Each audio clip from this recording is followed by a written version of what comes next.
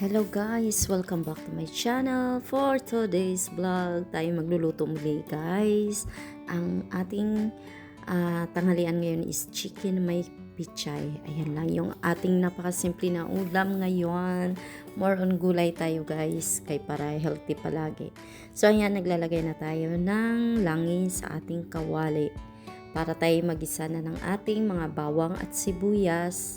Then, kamatis. Dahil mura ngayon ang kamatis, tayo'y magluluto ng may kamatis, guys. Dahil mura lang talaga ang kamatis ngayon. So, ayan, isusutay lang natin ang ating onion. And then, in-next natin ang garlic. Then, followed by kamatis.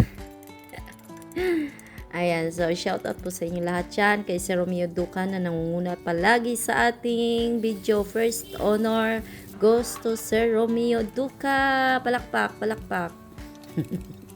And then, syempre, shout out sa ating lahat, sa ating Dasintonados, Planet Sword, Pamilyang Di Magiba, sa ating Muchaanong Vloggers, and Barrio de Esprakata.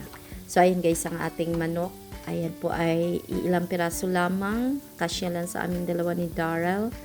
And then, ayun guys, dahil dalawa lang naman kami, minsan hindi pa nauubos yan. Ayan, so magluto lang tayo ng tama lang kasi sa panahon ngayon guys, tag-init, madaling mapanis yung pagkain. Ayan ha, tandaan niyo pag summer, tag-init, kahit nasa lupa yan ng bahay ang pagkain ninyo, madaling mapanis guys. Kaya if wala kayong ref, pag halimbawa may ganyan kayo mga sabaw, nagluluto ay sa umaga, pagdating ng gabi, pag hindi po maubos, iinit ninyo ang ulam. Ayan, init lang ng init para hindi mapanis. So, ayan, ating igisa lang ang ating manok. Then, titimplahan natin mamaya ng ating iodized salt, pamintang durog, at saka ang ating patis. Ayan, so, ayan guys, lalagay na natin ang ating ititimpla para masarap yung ating luto. Ayan guys, simple lang to, siguro alam nyo naman to paano magluto na hindi nyo na kailangan ng recipe, napakasimple guys. Ayan, basta para-paraan na yan, makakain kayo ng bongga. Parisa na masarap na bigas, kahit mahal, basta masarap ang bigas, okay na yun sa akin guys. Kasi maano ako sa bigas kailangan mas masarap yung kanin ninyo guys. Minsan nga kinakain ko walang ulam masarap pag bagong saing. So ayun, naglalagay tayo ng patis para dagdag lasa ang ating manok. Alam nyo guys, mas masarap talaga pag ang kanin natin kahit mahal, basta masarap siya, okay lang yun. Masarap ang kain mo. Ayan, so takpan muna natin para mamaya ilalagyan naman natin ng tubig para palalambutin natin ang ating manok. Hindi lang gisa ng gisa, pero kailangan natin palambutin ng kahit mga 3 minutes. Ayan.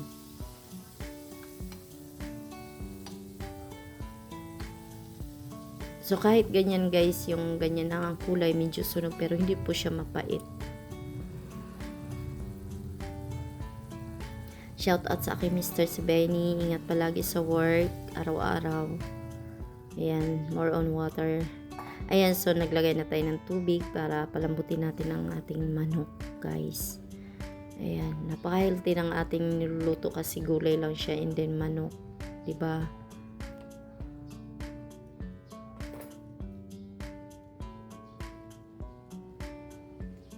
Maglagay tayo ng cubes dyan guys, chicken cubes ang aking inilagay para mas lalong malasa siya.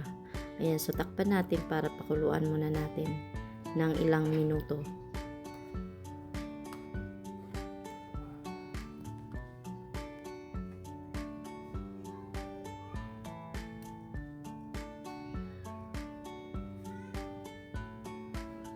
Shoutout pala kay Kuya Jerry Hunter Official, Nanay Mopan Fitness, Kuya John Espino, Battle Summer in Canada.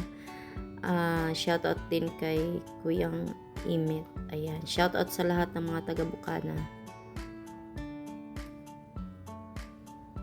Shoutout kay Ma'am Linma, kay Ma'am Aris, kay Hana 31, kay Konsihal Triple 13, Josie Dance, at saka kay Eileen, kay Sprakatak, shoutout kay Ado, kay Sander, kay Feeling Vlogger, si Maminol, shout out din kay wait lang guys, na blank ang aking utak. Oy, kay Sis Angel pala, Sis Angel Moreno, ayan, shout out sa iyo sis, na-miss na kita sa aking comment section. Ingat palagi sa work. Alam ko busy ka. Shout out kay Sis I Vlog, Kuya Top Cooking Adventure, kay Sir Aldin TV. Ayan, shout out sa inyo dyan.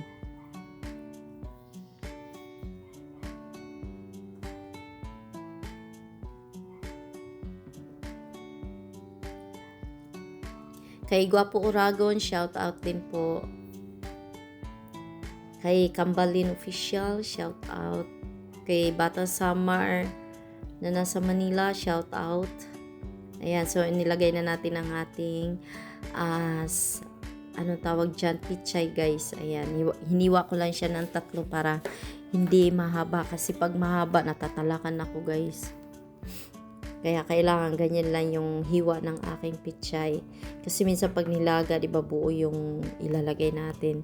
Ayoko na nang maglagay ng ganong buo kasi parang nagbabara na siya sa lalamunan ko. Ayan, so takpan ulit natin para palambutin lang natin ng saglit. Ayan, guys. Oh, di ba? Masarap na ang ating luto. Thank you sa lahat ng mga nanonood, sa mga dumalaw, sa mga nag-view sa ating vlog. Ayan, thank you sa inyo lahat, guys. Yummy, yummy! Masarap yun, guys, pag tag-ulan. Diba? Hihigop ka ng sabaw. And then, lalagyan po natin yan ng kinchay dahil may natira akong kinchay. Sayang naman kung aabutin pa ng bulok yung kinchay. So, ilalagay ko dyan, guys, para mabango yung ating niluluto. Yan, dinagdagan ko lang po ng kunting patis kasi medyo kulang sa akin yung lasa. Medyo kulang ng alat.